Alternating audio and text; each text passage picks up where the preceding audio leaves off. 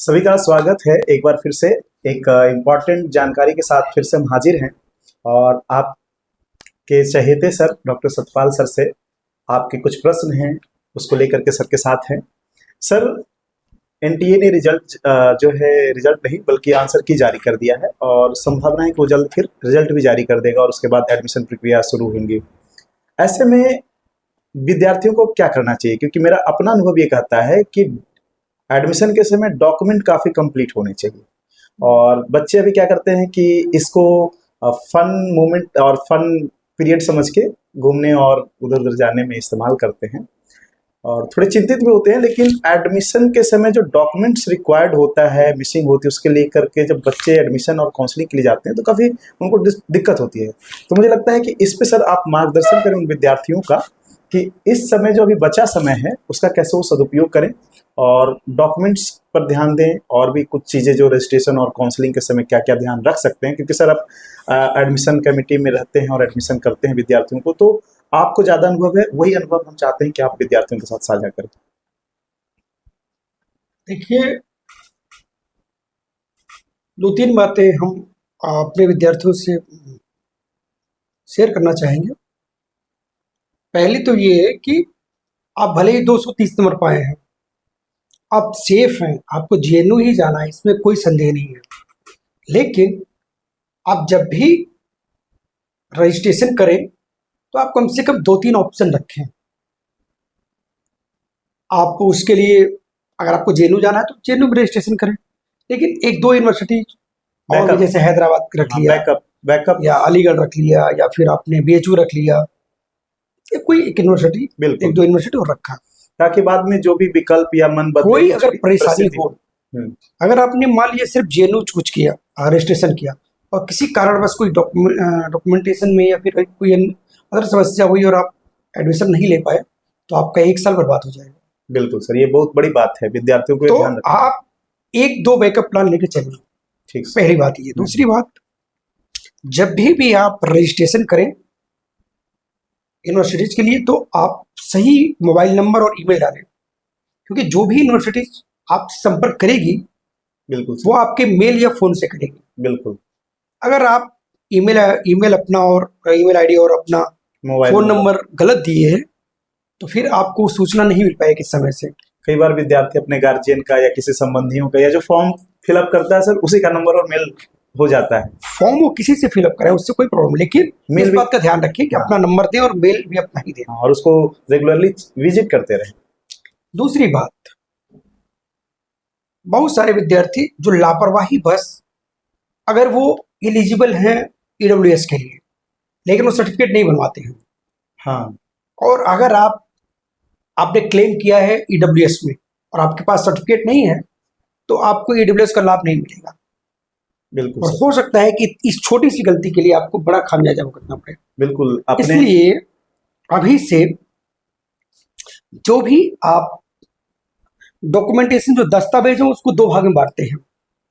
एक तो दस्तावेज होता है एकेडमिक दस्तावेज बिल्कुल सर, और दूसरा अन्य दस्तावेज नॉन होता है। एकेडमिक हाँ, जो नॉन एकेडमिक। हमारे सोशल या इकोनॉमिकल बैकग्राउंड को रिप्रेजेंट करता है। तो जो एकेडमिक है उसमें 10th क्लास हो गया, 12th क्लास हो गया, दोनों का मार्कशीट और सर्टिफिकेट, इसके अलावा यूजी यूजी, यूजी में अगर आपने सेमेस्टर सिस्टम से पढ़ा है तो पहले से लेकर 6वें सेमेस्टर की आपके पास ग्रेड कार्ड, मार्कशीट जो भी होना चाहिए।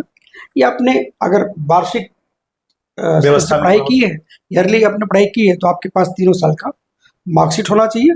सर्टिफिकेट अगर प्रोविजनल भी रहेगा तो कोई दिक्कत नहीं है। अच्छा, तो ये तो उसके आपको साथ सीसी, इसके साथ टीसी, जब आप पास आउट हो जाएंगे 3rd ईयर में तो आपको कैरेक्टर सर्टिफिकेट और ट्रांसफर सर्टिफिकेट मिल जाएगा, माइग्रेशन सर्टिफिकेट मिल जाएगा। तो ये कुछ सर्टिफिकेट आपको जरूरी है। बिल्कुल सर, इसके अलावा कुछ अदर्स डॉक्यूमेंट्स होते हैं बिल्कुल सर, जिसको नॉन एकेडमिक डॉक्यूमेंट्स कहते हैं, और वो जैसे आपका कास्ट सर्टिफिकेट, कास्ट सर्टिफिकेट, बिल्कुल। जैसे जनरल को छोड़ करके ईडब्ल्यूएस, एससी, एसटी, ओबीसी और पीसी कैंडिडेट, फिजिकली इनके लिए बहुत जरूरी है कि वो अपने प्रमाण पत्रों को जाति प्रमाण पत्र जरूर बनाए। बिल्कुल सर। दूसरा, आर्थिक स्तर को बताने के लिए वो इकोनॉमी आय, इनकम सर्टिफिकेट बनाते हैं, आय सर्टिफिकेट बनाए, वो आय प्रमाण पत्र आय प्रमाण पत्र बनाए कि उनका कितना मतलब आय है। बिल्कुल उनके सर। पिताजी की या उनके माताजी को, जो भी गार्जियन उनके हैं। तो जो उनकी आय है, अब वो कैसे कमाएगी? ओबीसी में क्रीमी और non non creamy creamy. Layer को छांटने के लिए आय चाहिए। बिल्कुल सर। इसके अलावा ईडब्ल्यूएस का भी संबंध आय से है, बिल्कुल सर। तो इसलिए आय सर्टिफिकेट बनवा लें। यही नहीं, एससी एसटी जो कैंडिडेट है उनको कुछ फीस में छूट के लिए अच्छा। जाति के साथ साथ आय प्रमाण पत्र भी मांगता है, अच्छा। तो वो भी आय प्रमाण पत्र बनवा लें। बनवा लें। और क्योंकि कभी कभी इन इन इन जो है दस्तावेजों को बनवाने में, सर्टिफिकेट्स को बनवाने में 1 महीने से लेकर के 1.5 महीने या 15 दिन से लेकर 20 दिन ऐसा लग जाता लग है, जाता यूजुअली है। लगता है ऐसा तो इसलिए इसको अभी अप्लाई कर देंगे तो उन्हें मई तक तो मिल ही जाएगा, जून तक। बिल्कुल सर, बिल्कुल। और उनके पास पर्याप्त समय होगा, मई में उनके एग्जाम्स होंगे, जून तक रिजल्ट आ जाएगा, तब तक ये सारे डॉक्यूमेंट्स पूरे कर पूरे लेंगे। कर लेंगे, बिल्कुल सर। एक बात और जो मैं विद्यार्थियों को ध्यान दिलाना चाहूँगा कि सेंट्रल यूनिवर्सिटी में जो सर कैटेगरी सर्टिफिकेट होता है वो सेंट्रल फॉर्मेट में मांगा जाता है, क्योंकि यूजुअली बच्चे अपने स्टेट का भी बनाते हैं। जैसे स्टेट की अपनी कास्ट सर्टिफिकेट होता है, जैसे बिहार की अगर चर्चा करें तो बिहार में ओबीसी को ही BC1 और BC2, यानी एक ओबीसी है और दूसरा ईबीसी है, तो विद्यार्थी ईबीसी को रखे होते हैं। बट वो सेंट्रल यूनिवर्सिटी में अगर कहीं जाएंगे तो ईबीसी का मान्यता नहीं होगा।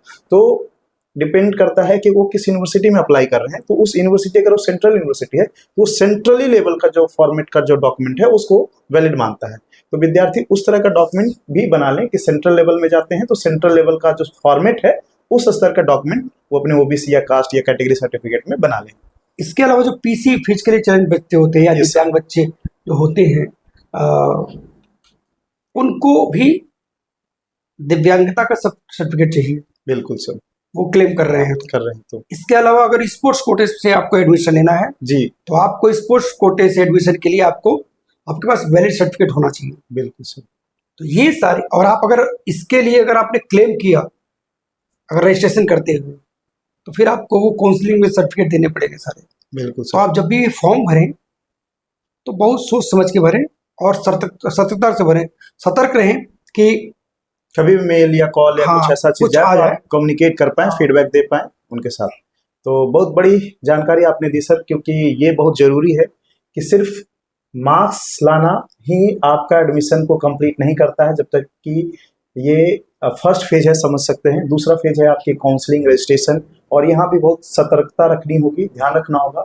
और एक एक जो प्रोसीजर सर ने बताया उसको फॉलो करिए, डॉक्यूमेंट आप अपने कंप्लीट करिए, और ईमेल और जो सर ने मोबाइल बताया ये बहुत ज़रूरी है, ताकि किसी भी समय अगर कोई समस्या हो यूनिवर्सिटी को तो आपसे संपर्क कर सकें। और सबसे बड़ी जानकारी जरूरी ये है कि आप उस पर विजिट करते रहें रेगुलरली, कि क्या कॉल लेटर आ रहा है, किस तरह के किस अपडेट हैं। तो इस तरह की जानकारी के साथ हम विदा लेंगे, मिलते हैं अगले वीडियो में। बहुत बहुत धन्यवाद।